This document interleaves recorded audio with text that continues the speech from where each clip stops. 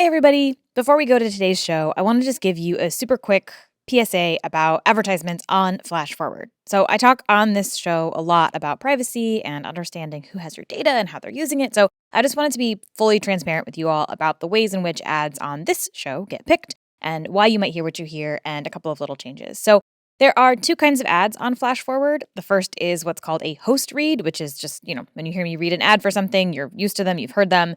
And usually I then say something like, go to sponsorwebsite.com/flashforward. By going to that link, that is how the sponsor knows that you came from this podcast, Flash Forward, and that is how they measure success. But it's probably not surprising to find out that that is not a great measure, because if you are anything like me, you often forget the full URL, and later you're like, oh, wait, where did I hear about that company? Which podcast was it? So you just go to the regular website. So now more and more advertisers are asking us to include some kind of little tracking pixel on these host-read ads. I'm not going to go into the details of how this works, but if you go to flashforwardpod.com/support, I will put a little bit more information and some links to explain it. But the basic gist is that there's a little tag attached to the episode, and when you access it, it helps advertisers find out if you actually went to their website after listening to Flash Forward or not. Now, I only accept this kind of advertiser, this kind of tracking, if I am convinced that they are abiding by all the standards and that they take privacy seriously. But I also believe that it is very important for you, the listener, to know that this is happening. Obviously, it's not just happening on Flash Forward. It's probably happening on lots of other podcasts that you listen to. But if there is an ad like this in the episode, I will always put a little note in the show notes with a link to explain how it works. You can always find that information in the show notes for any episode that has an ad like that. Okay, that's probably more than you really wanted to know about ads, but you all know that I like to overthink pretty much everything, so I wanted to let you know. Okay, on with the show.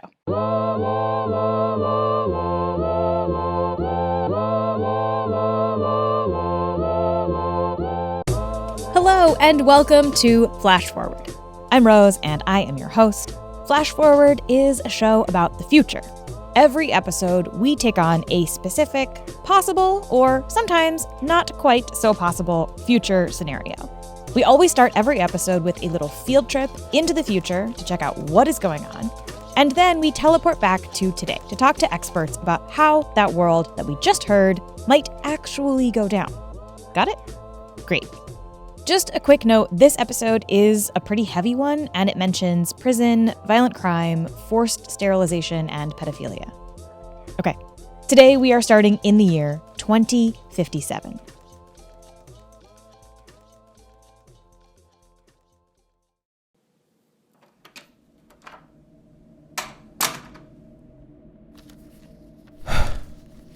Okay, so do you understand what just happened?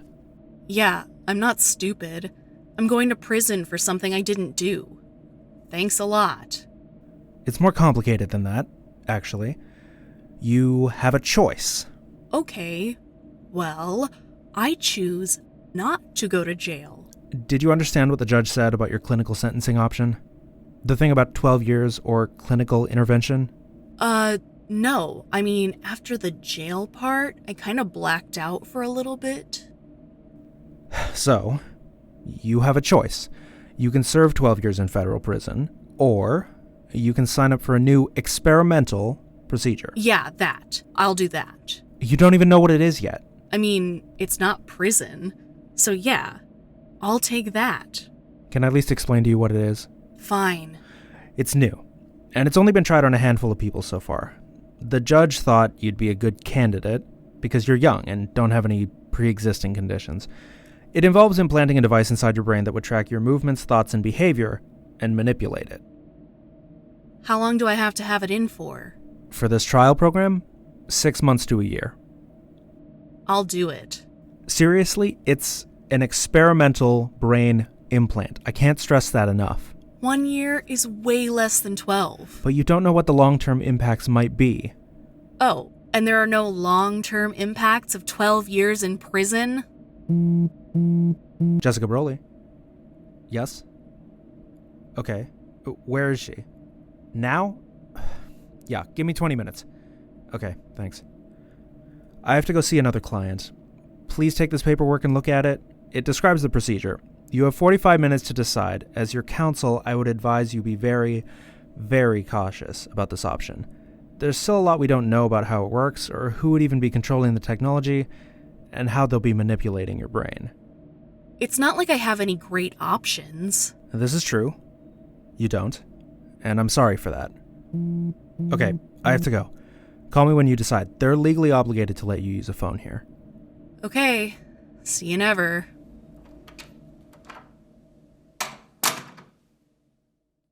Okay, so today, like I said, we're going to get kind of dark, like darker than usual on this show. We are talking about mind control, and specifically how brain manipulation might interface with the legal system.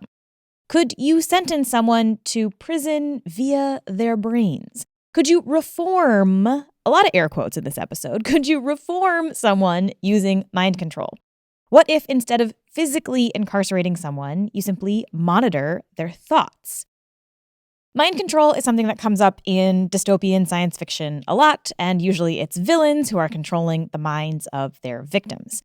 Probably the most famous example of using mind control as criminal punishment is A Clockwork Orange, but the idea that someone could actually take control of your mind and force you to do or not do things is one of those ideas that I think really captures the imagination, because it forces us to grapple with questions of free will, of how much control we really have over our choices, and of how much power we are willing to hand over to another person or system. In real life, probably the most famous mind control experiments are the ones performed by a man named Sidney Gottlieb.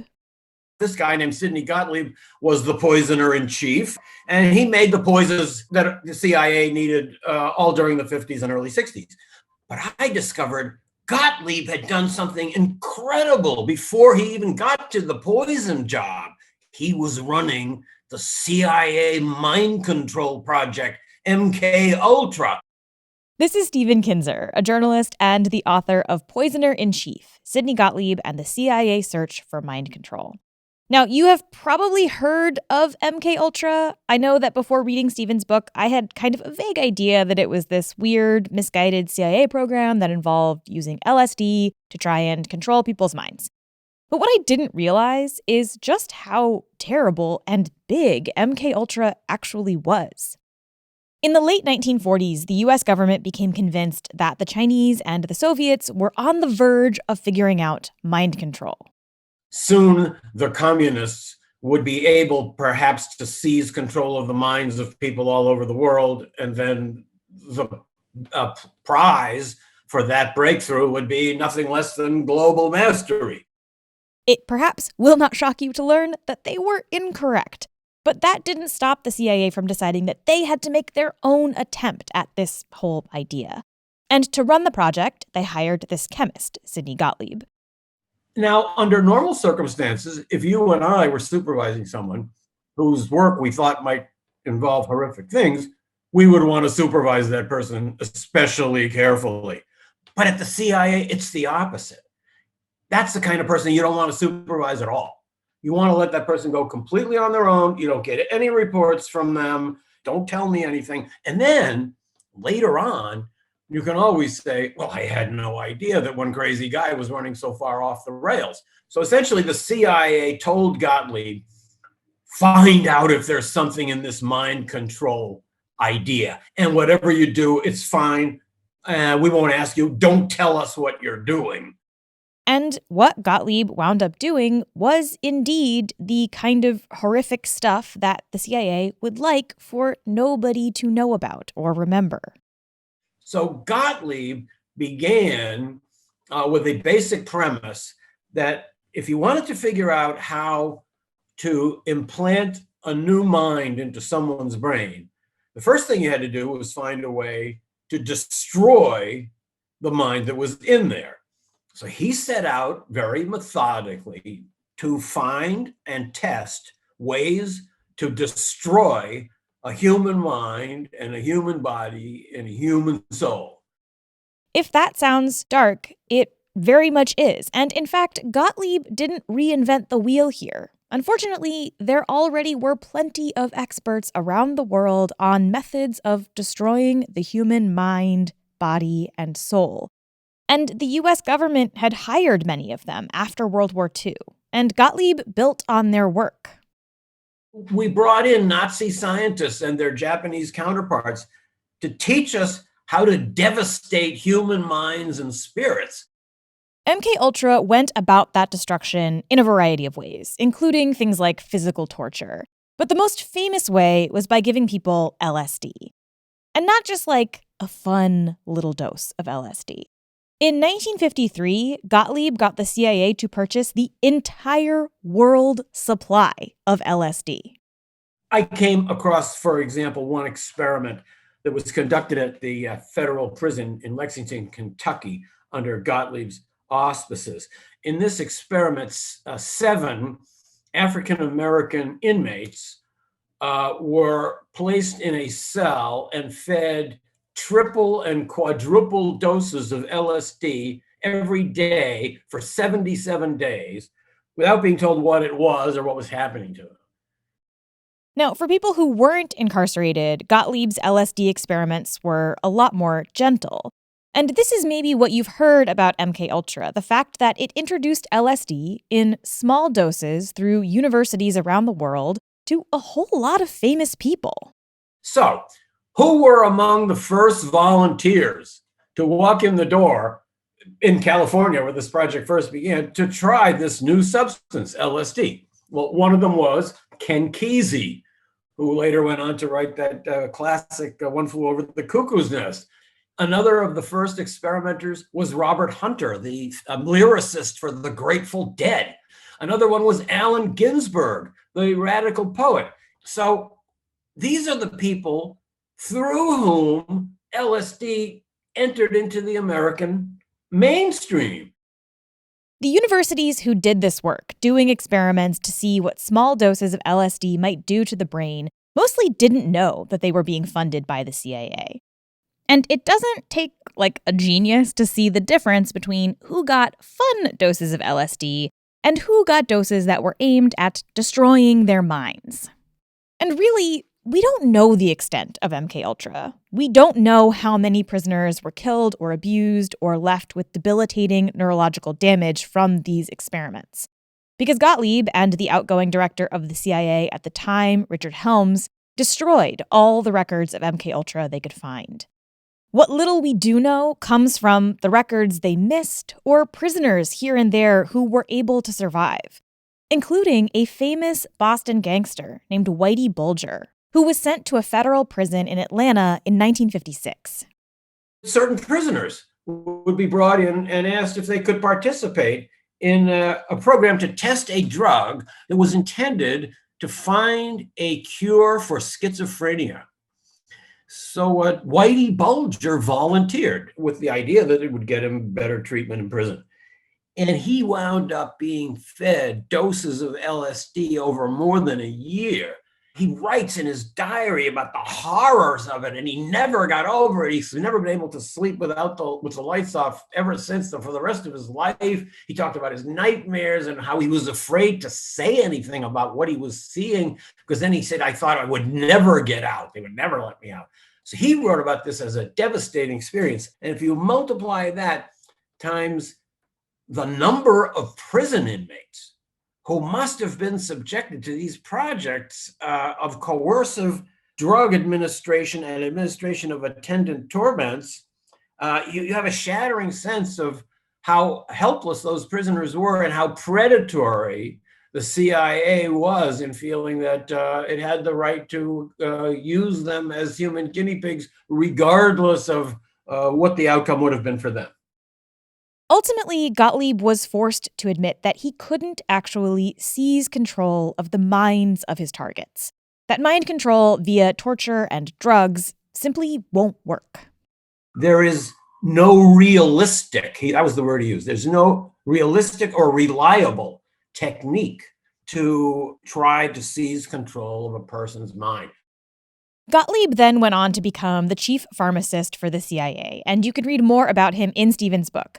And you're going to hear actually a lot more of our conversation about the strange and contradictory life of Sidney Gottlieb on the Bonus podcast this week. In fact, the Bonus podcast this week is absolutely stuffed with stuff because I did a lot of over-reporting for this episode. So this is a great time to join the Patreon and become a supporter because this bonus podcast is going to be full of interesting things.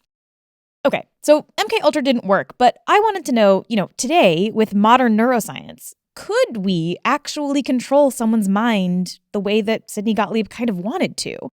I sort of expected the answer to be the same one that Gottlieb came to, right? No, not reliably at least. But then I talked to Dr. Sean Patel. I think today is an interesting point in history where, we have enough understanding to be dangerous. Sean works at Harvard Medical School, where he studies the brain, and specifically he works on figuring out how we can interface with sort of the 3-pound meatball in our skulls better than we currently do. There are a lot of reasons that it's hard to do stuff to the brain. There's the blood-brain barrier, which is basically like a gate at the door of our brains that keeps most compounds out. There's also the fact that the brain is encased in our skulls and is pretty hard to access without, brain surgery. But the biggest challenge when it comes to figuring out how to plug into our brains is that we really do not know how they work. Because we don't understand the brain's language. We call that the neural code. So you can think of it as some decipherable code, and we haven't yet unlocked it. We know a little bit, right? We know that certain neurons seem to represent certain things. We know how the brain processes images like faces. But there is still a ton of stuff that scientists really do not understand about how exactly our brains function. So when we think about neurotechnology, the idea of neuroelectronics, devices that you might implant in your brain to make it do certain things, there are some huge unanswered questions about just how you would do that and how well it would work. That said, we do know that you can put an electrical thing in the brain and have it change someone's behavior. The technology is called deep brain stimulation. And what that is it's an electrode. So you can think of kind of a straight wire. It's probably about 1 millimeter or so in diameter. So the doctors go in, they put this electrode in your brain, and it produces electrical impulses. Today, deep brain stimulation is used to treat things like Parkinson's, epilepsy, and obsessive compulsive disorder. And for some people, it works really well. Even with this rudimentary thing, it is the most incredibly amazing experience to see this very short 3 or 4 hour procedure. The patient is awake, and instantly, almost when they turn the stimulator on, a person regains control of their movement after years of the disease. But Sean is the first to admit that they have a long way to go before we can really talk about the high-tech implants that you heard about in the intro. All of this has been done with this relatively rudimentary probe. And though it's very effective in its therapeutic applications, it's likely not the most ideal interface for the brain. And so the question then becomes, how do you build a better one? And the people working on answering that question call this new field electroceuticals. The hypothesis with electroceuticals, as it's dubbed, is that if you can understand the code and you can interface the brain appropriately, then you can directly modulate activity to attenuate symptoms or reduce symptoms or provide therapy. There are a lot of ifs in that statement, right? If you can understand the code, if you can interface with the brain appropriately. One big question, Sean says, is about where to put these future electrodes. What parts of the brain are the best to plug into? Again, we really don't know yet. We've talked about brain-computer interfaces on this show a little bit before, and there are lots of people working on this problem from a variety of angles, right? Sean and doctors are hoping to help patients to have better treatment options. Elon Musk has his Neuralink, which, as far as I can tell, hasn't actually broken new research ground, but has certainly got a lot of incredible press. And I thought that when I asked Sean about this whole using brain interfaces for evil mind control thing, he'd be like, oh yeah, that's not really realistic. But that is, in fact, not what he said. I think it's very realistic. I think, with any technology step, the opportunity for bad actors and malicious behavior certainly exists. And so the real answer to that question is, how well can we control the brain in the first place? right? Then it's a matter of who has access to that control. Now, there is a key detail to this whole setup that is definitely worth talking about. For this to happen, in the context of the intro you heard, you would probably have to force someone to get brain surgery. And maybe that sounds far-fetched to you. But remember, MK Ultra was able to feed extremely high doses of LSD to incarcerated people without their knowledge and consent.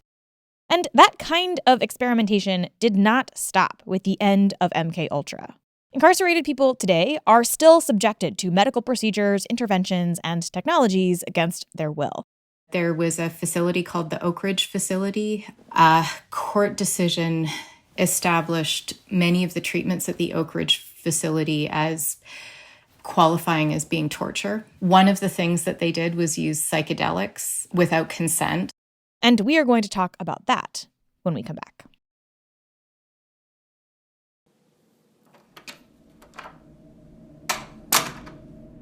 Hello there. Hi. Adrian Yates. Yep. Excellent. We always like to confirm we've got the right person before we do brain surgery. Okay, so let's go over a few things. First, please confirm that you understand that Brain Better works in partnership with federal correction facilities to provide neural interfaces, and as a part of that partnership, we will collect, store, and distribute biological samples and associated data from your device. Participating in this program is voluntary. If you decide to be in the program, you are free to stop at any time. We may keep and use information that we collected about you while you were in the program. Sound good? Sure. Great! Okay, so let me look here at your file. So our assessments suggest that you've got a few locations of interest in there that we might want to tinker with. Now, since this is an early beta program, we're still training our algorithms. The cool thing is that you get to help us. So what we're going to do is install tiny implants in a few different spots in your brain. At first, those implants are going to monitor your brain activity, and using our app, we'll check in with you throughout the day so you can report how you're feeling. The crucial piece here is honesty. We need to know if your brain is betraying you and making you do bad things, so we can fix it. So if you have the urge to do something bad, make sure to note it in the app so we can tie brain signals to your impulses. And remember, this is for posterity, so be honest. Make sense? So you want me to narc on myself when I'm tempted to do something bad? Yep, that way we can start training your brain to not do those bad things. What counts as something bad? Anything you might get into trouble for. But what if I'm confident I won't get in trouble? Can you give me an example? So like, speeding. If I'm tempted to speed, which is technically something I could get pulled over for, do I pull out my app and note that? Oh, no, you should not use the app while driving. That is very dangerous. Okay, but you know what I mean. What if it's something everybody does and gets away with? Like rolling through a red light on my bike, or streaming a football game without having cable, or jaywalking. Or do I only report it when it's an impulse related to my actual case? Nobody has asked that before. You know what? I'd say play it safe and report everything you think might be worth reporting. In the app, you can say what it was you wanted to do and how strong the impulse was. Okay. Then, for phase 2, once we learn the patterns that make you want to do bad things, we turn them off. Easy peasy. So I'll never be able to speed again. Not quite. You'll never want to speed again. And how long is phase 2? Good question. We're not sure yet. Some brains seem to be more plastic and predictable than others. And what happens if I want to stop doing the brain control thing? Oh, well, you can just tell us and we'll remove the implants. But it does mean that you'll have to opt back into traditional incarceration. So, go to prison. I'm not actually privy to your case details, so I don't know, but if that's what you were sentenced to, yes. You guys aren't going to make me do weird stuff though, right? Like, you're not going to use the app to make me dance or something? Well, right now, we're only approved to suppress ideas and impulses. We can't make you want to do anything more than what's already in your head. At least at the moment. But that could change? Possibly. Okay. Let's just get this over with. Great! Lean your head back here and hold still, please.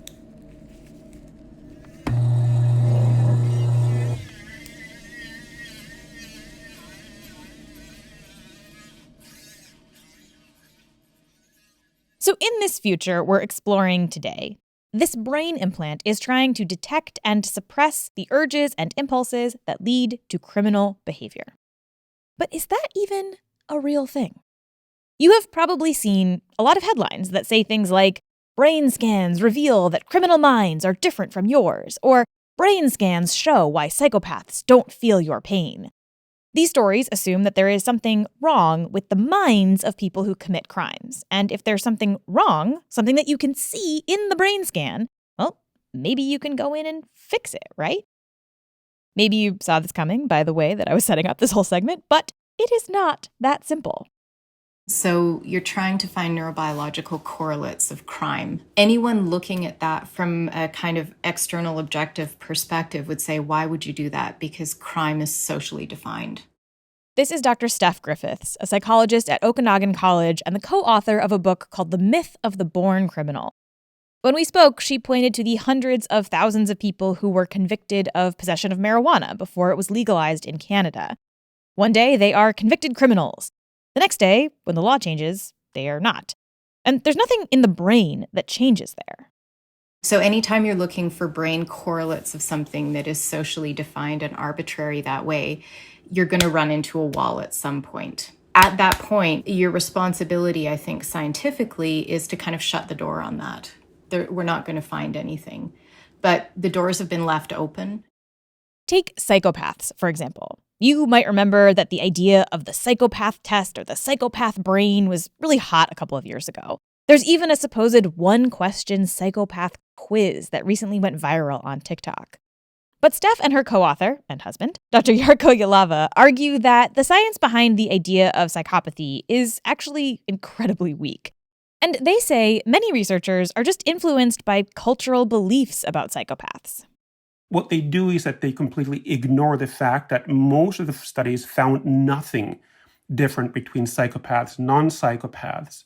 But where we so quickly and easily misled about the psychopathic brain or the serial murderer's brain is that we so much wish it to be there that we sort of turn ourselves into pretzels to make the data fit the belief. There is a super interesting history of the idea of psychopathy, including an era in which researchers argued that psychopaths had goat's eyes, like literally the eyes of goats. Do they really have eyes like goat's eyes? That was an actual debate. It was a great surprise, of course, to a lot of people that they don't really have goat's eyes. We're going to talk more about that history in the bonus podcast this week. But there is a really interesting connection between the MKUltra experiments that you heard about earlier and the idea of psychopathy.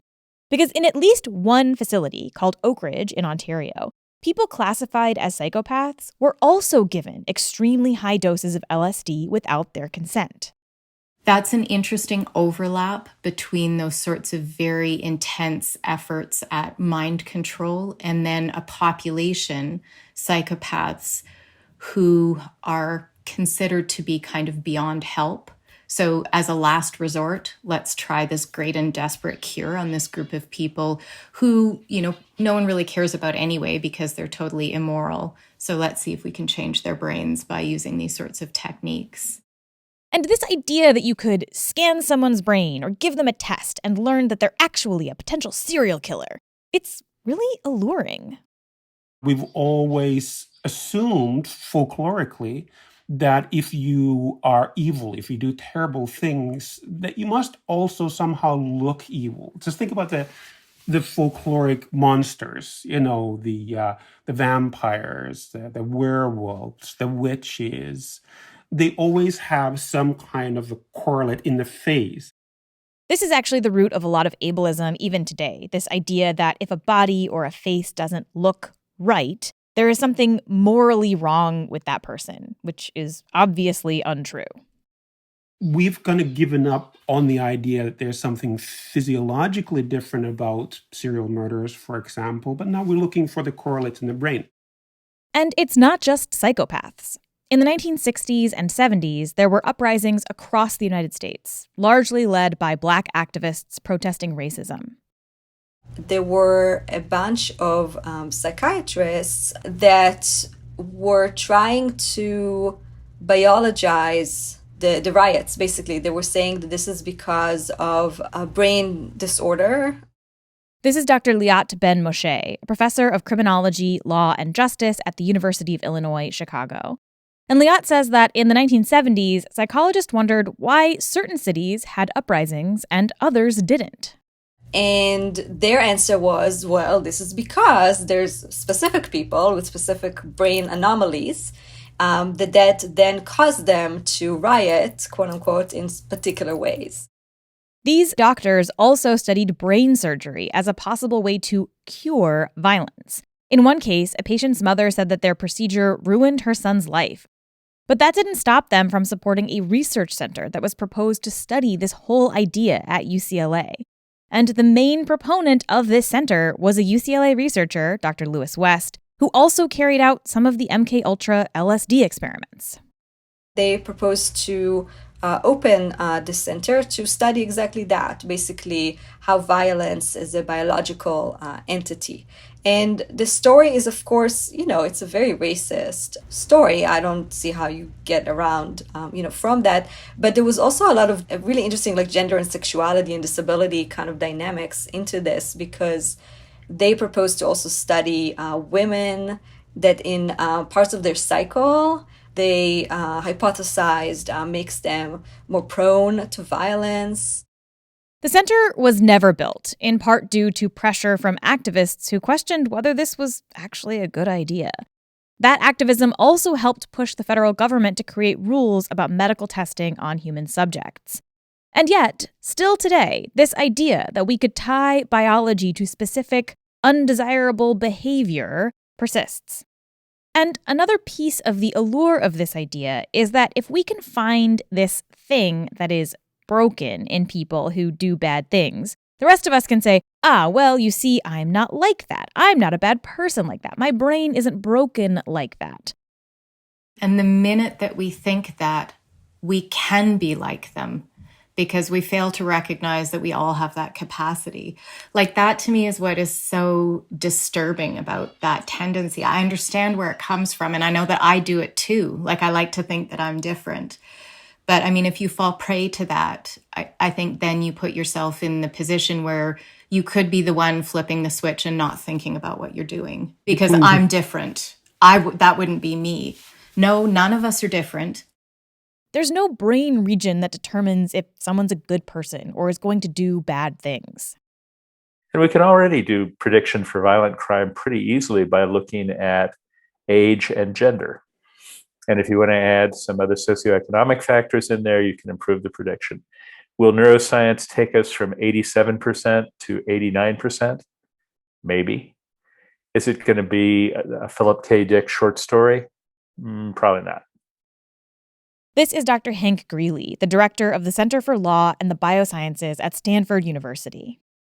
And even if there was a way to predict and manipulate certain parts of the brain to reduce someone's likelihood of committing a crime, there is still the question of, should we do that? I often bring this up is some of the recent research that's coming out with pedophilia. We are seeing some fMRI studies that are showing some differences in either the structure or the function of their brains compared to neurotypical non-people who are not diagnosed with pedophilia. This is Dr. April Alexander, an associate professor of psychology at the University of Denver. These fMRI studies are really early and do not conclusively show that there is some clear difference between the brains of pedophiles and non-pedophiles. But April will sometimes ask her students to imagine if there was. What does that mean for you? You just labeled them as this heinous, awful person, but you can't control the difference in the structure and function of your brain. So now how do you approach this person? And then I don't know what the future looks like. Is there a pill for that? Are we going to be doing some neurosurgery on these individuals? And scientists have indeed done neurosurgery on incarcerated people, thinking that it might change their behavior. The prefrontal lobotomy was pioneered by a Portuguese neurologist who eventually won the Nobel Prize in Medicine or Physiology, Egas Moniz. It will not shock you to learn that not only were lobotomies not nearly as effective as Moniz claimed, they were also brutal and devastating. There was an American neurologist named William Freeman who decided there was an easier way to do it, which he started out using an ice pick and going in between a person's eye and their nose and just kind of making a windshield wiper motion. Freeman was responsible for thousands of these lobotomies over the years. And the main reason that this technique faded wasn't because people admitted that it didn't work, but rather because drugs like Thorazine came on the market, which were just a lot easier to administer. But just like in our intro scene, Hank says there were almost certainly cases where people were offered a lobotomy as part of a plea deal. What I've never been able to really nail down is whether there was ever a case where a judge said, I'm going to sentence you to prison unless you get a lobotomy. There are things that are kind of close, or where district attorneys said, if you have this procedure, then we won't charge it, or we'll drop the case. But it never seems to have been adopted openly and broadly. I can't believe that it didn't happen, at least sometimes in the US. And again, this kind of physical manipulation as part of a criminal case has not actually stopped. For some individuals who sexually offend, they're already doing chemical castration. So basically giving you a hormone, usually Depo-Provera, the birth control, to reduce your ability to get sexually aroused or to have an erection. And so they're forcing that medication on individuals. And again, we're not sure if that 100% works. So is that fair? Is that ethical? This medication could be harmful to your body. So are you allowed to opt out of it? And it's not just pedophiles who are pushed or even forced to undergo medical procedures. In 2013, the Center for Investigative Reporting found that at least 148 inmates in California had their tubes tied without their consent between 2006 and 2010. Last year, Immigration and Customs Enforcement was accused of forcibly performing medical procedures on at least 40 immigrants in their custody, including sterilization. And individual stories of trading a medical procedure for a lighter sentence pop up all over the United States every year. Other incarcerated people are given medications that they often don't understand and might not need. Many of the people who are forcibly medicated in prisons have some form of disability. 73% of female-assigned people in state prisons and 55% of male-assigned people have at least one diagnosis who are sitting in prisons right now. And those numbers look very similar across the federal level and in local jails. This is Elliot Fakui, a community organizer and facilitator who knows firsthand how this kind of forced medication happens. I entered when I was 12 years old into the system, and I was in psychiatric treatment facilities, in day treatment programs, special education, all of those spaces from the ages of 12 to 19. And as someone who survived, I do identify as a survivor of this treatment. And I am someone who has experienced forced medication. I have experienced restraint. Would say that there were points in my life where I was nonverbal because of the amount of drugs that I was placed on at such an early age. There's a lot of literature in biomedical ethics and law around whether it's legal or ethical to force someone to take medication. And you sometimes see judges and parole boards say to someone, okay, you can get a lighter sentence or get out on parole as long as you take X, Y, or Z medication. And of course, when it means not staying in prison, a lot of people are going to take that option, even if it's not actually helpful to them. I hear this conversation a lot about if we can just get people to stay on their meds. That makes things better.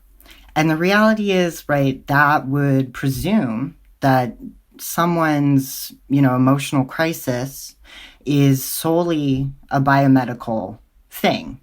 The reality is, right, how people move in the world is not just biomedical. You can't fix people with a pill. Now, Elliot is clear that if a medication works for someone, they should absolutely take it. This is not to say that all of these drugs are inherently bad or don't work. But it's important that this is a choice that someone actually does get to make, not something forced upon them. So when people think or try to say, oh, if we just give people drugs, that's not as bad. If you have never been forcibly medicated, it's to not have control over what is happening to your body and your mind is one of the most disempowering and dehumanizing and degrading experiences you can have. And I don't see how anyone could say that there is anything healing or safe about removing people's bodily agency and their self-determination. And even when someone leaves prison, that actually doesn't mean they are no longer being controlled. And that's especially true for disabled folks or anyone who the state has classified as having a mental illness. We talked in the Votes for All episode last year about how people with mental illness can have their rights to vote taken away. And folks can also lose control of their finances, their medical care. I mean, you can look at what has been happening to Britney Spears. It's been in the news a bunch. That happens to lots of people with disabilities.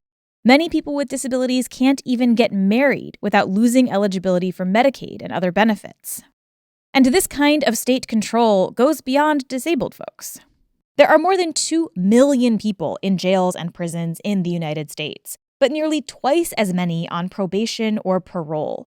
Most of those people are monitored through in-person check-ins with parole officers.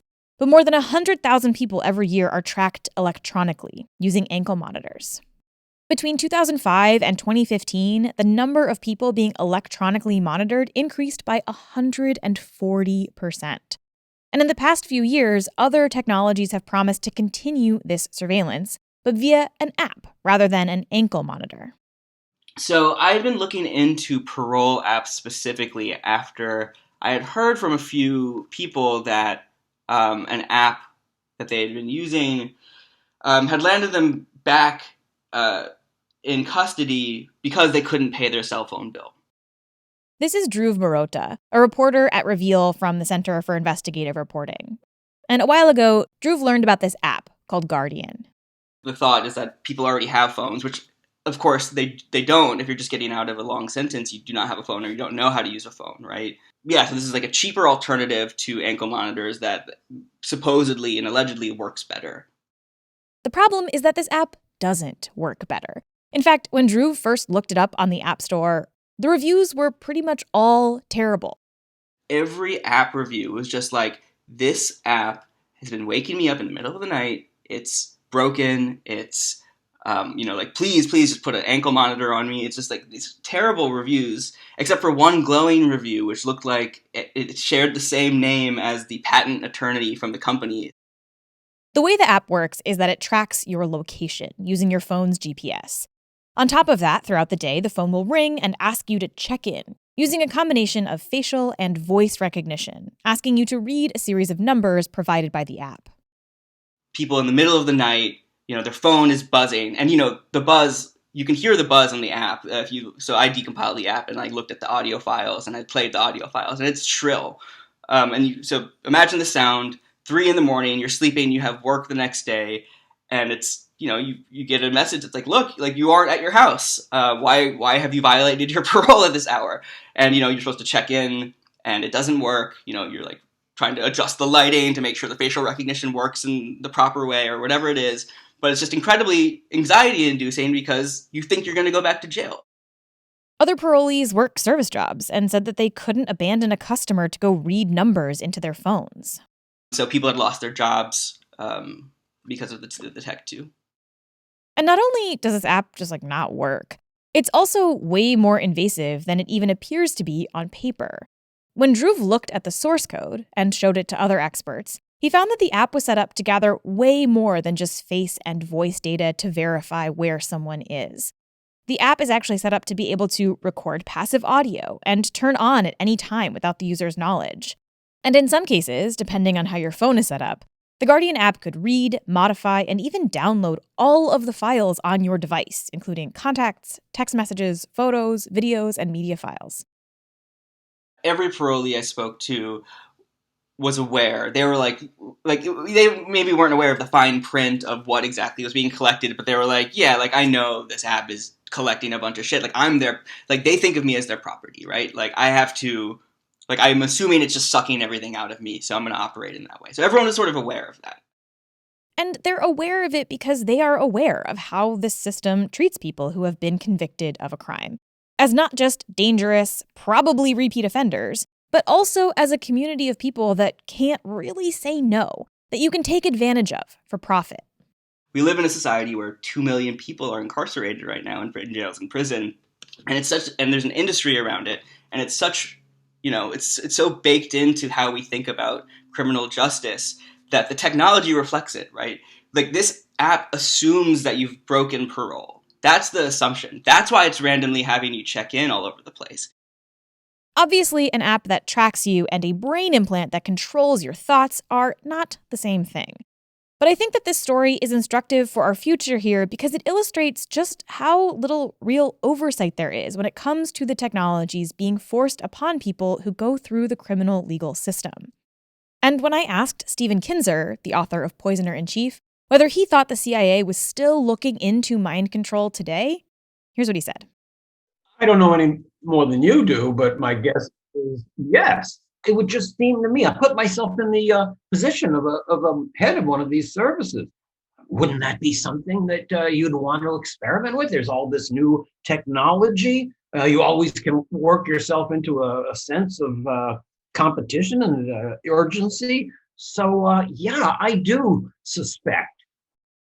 So let's get back to our brain implant idea.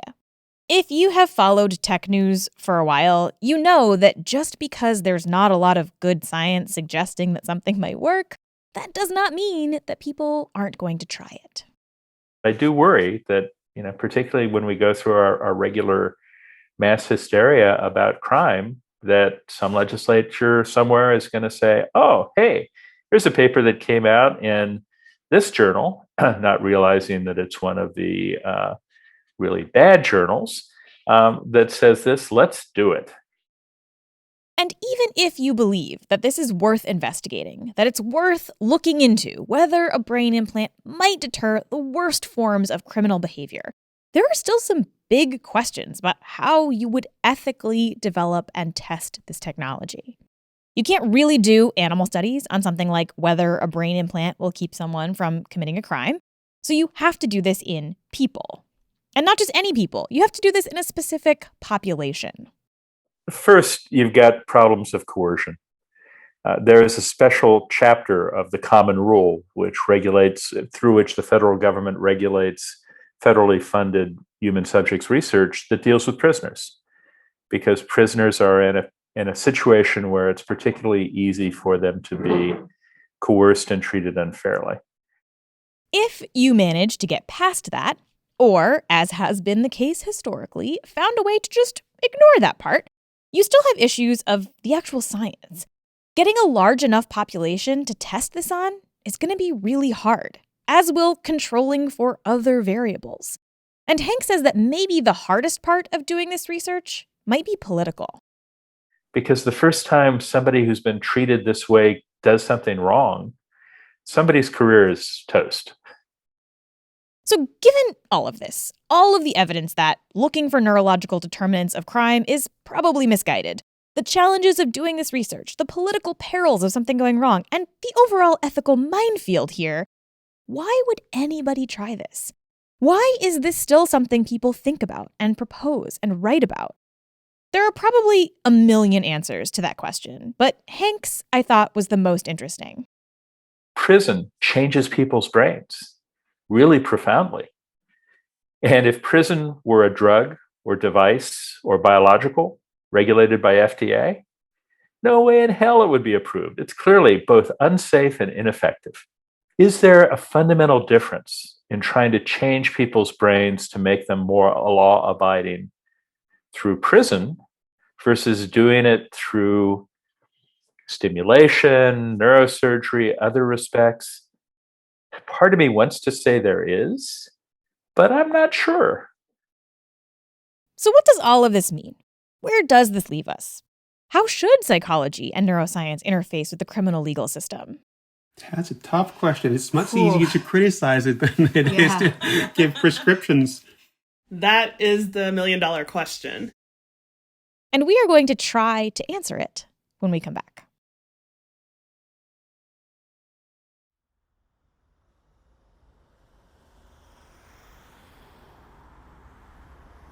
Whoa, Adrian. Hey, man.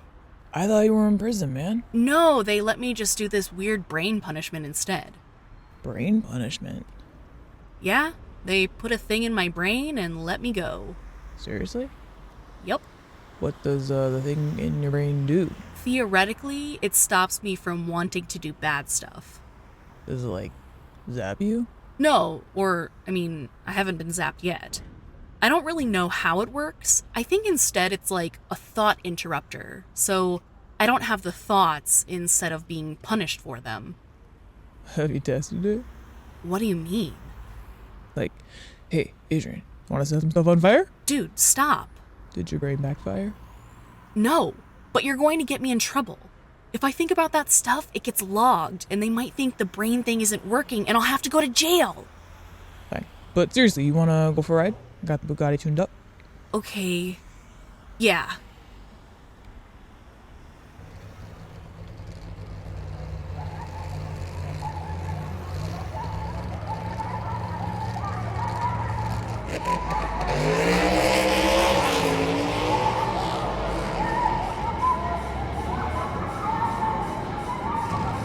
Yeah! Woohoo!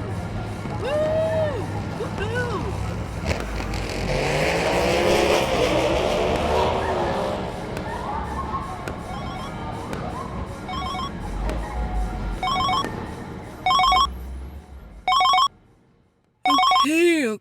Okay. I'm here. Jesus, it's 2 a.m. Hello, we detected some urges that are usually associated with criminal behavior. No, I was asleep. Please turn your camera on and verify your location. I'm at home. Please log your thoughts in the data log. It was a dream. It wasn't real. It was a dream. I didn't actually do any of that stuff. Please log your thoughts in the data log. Ugh. So if you have listened to Flash Forward for a while, you probably know what my feelings are about prisons, which are that they should not exist. But while we work towards abolition, this episode got me really thinking about whether it's possible for sciences like psychology and psychiatry and neuroscience to ethically engage in this system. The justice system is adversarial, it's binary. Like the decisions are binary. In science, it's about balancing probabilities. And accepting a certain probability of error. So you know that there's always the chance that you're wrong in psychology or in social sciences. And I don't think that's well suited to the justice system where there are these really significant decisions that are made in a binary way. So the kinds of things that I like about psychology are the kinds that, which is insights about the human psyche, is probably what we shouldn't be doing in the criminal justice system. In May, April and her co-authors published a paper trying to imagine what an abolitionist practice of psychology might look like. As you know, we've had this racial reckoning after the deaths or murders of Breonna Taylor and George Floyd. And a lot of us kind of sitting down with our work and saying, how can we do better? How can we help aid our systems that we're working in? And we have this conversation in forensic psychology all the time that even our positionality, sometimes those people who are institutionalized or detained or incarcerated, they think we're part of the system. I didn't come in this field to be part of the system. I don't want to be a correctional officer. I don't want to be law enforcement. I'm really there to help people. That's part of psychology, is the helping professions. How do you decide when it's worth working within the system and trying to help the people who are currently in it, and when it's like, no, the way to do this is just like abstain, pull out, and be like, we can't participate in this anymore, and in good conscience? That is the $1 million question. So can I actually go in there and reform things? Or again, this is a system that hasn't been working for the institution of policing. Do I need to try something else? Do I feel okay working in a privatized prison where they're just hauling people in to keep that system going? So these are very tough questions. I think there is a space for people to go into those systems and change them. We need some of that. I'm in higher education. Higher education has its own inequities and systemic issues. But I'm here because I want to train future practitioners and I want to train future students, and having that presence as a Black woman in higher ed is important. This is, what abolitionists call reformist versus non-reformist reforms, right? So the reformist reform are really just there to work within the system as is and kind of tweak it. Maybe make sure less people die, but it's not to take away the system. And non-reformist reforms are really abolitionary type of reforms. Like the vision is we're not going to have that system. And yes, there might not be a way from us to get from 0 to 100. So on the way, we have to do these things, but the vision is always not to expand the system. That's Liat Ben-Moshe again. And she pointed to a phrase coined by James Kilgore, an activist and formerly incarcerated person, called carceral humanism. Let's create more gender-responsive prisons.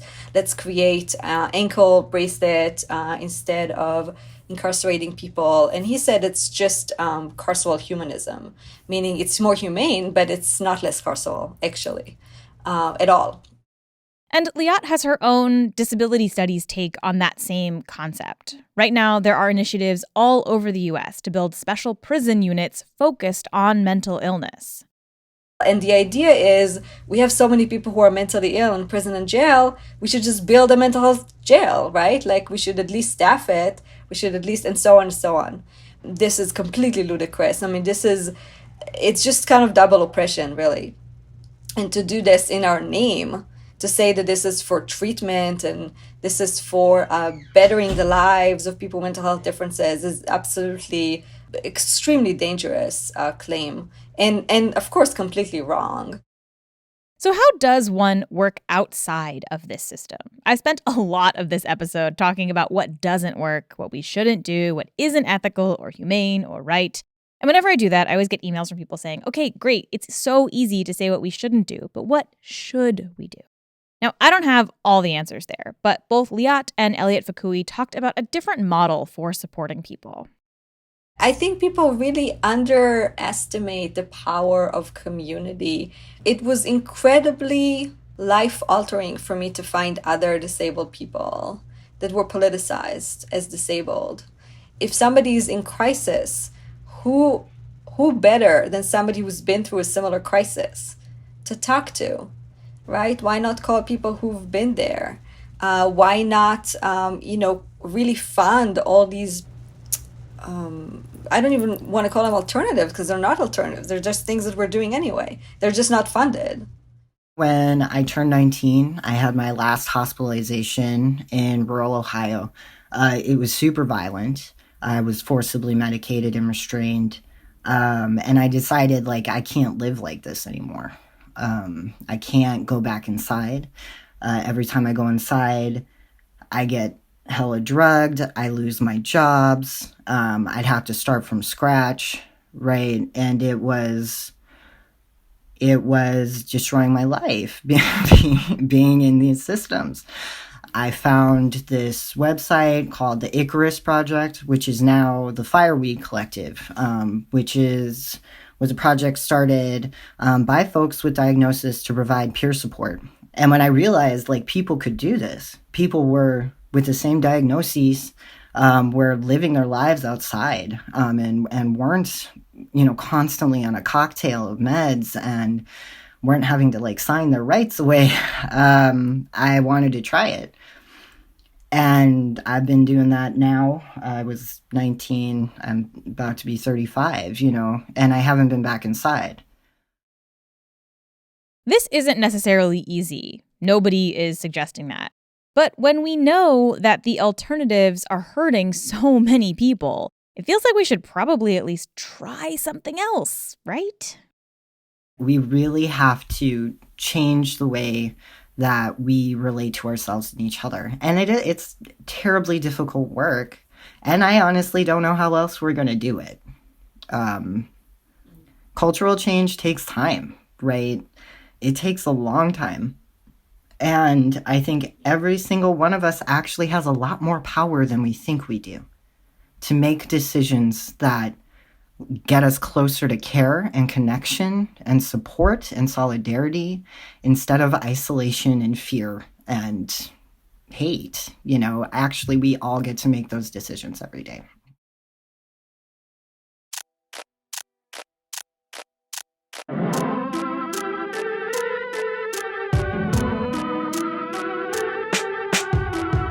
Flash Forward is hosted by me, Rose Eveleth, and produced by Julia Linas Goodman. The intro music is by Asura, and the outro music is by Hustleonia. The episode art is by Maddie Lubchansky. The voices from the future this week were played by Chelsea Coombs, Aya Islam, and Anjali Kunapaneni. If you want to suggest a future we should take on, send a note on Twitter, Facebook, or by email at info@flashforwardpod.com. We do love hearing your ideas.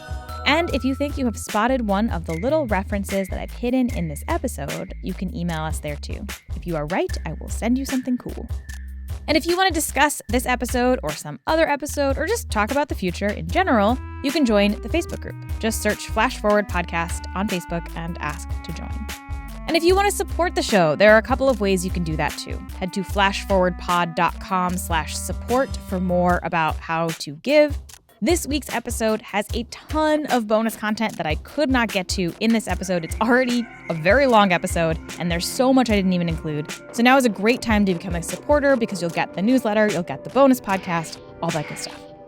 But if financial giving is not in the cards for you, that's totally cool. I understand. You can still help the show. You can head to Apple Podcasts and leave a nice review, or you can just tell your friends about the show. Spread the word. That really does help. That's all for this future. Come back next time and we'll travel to a new one.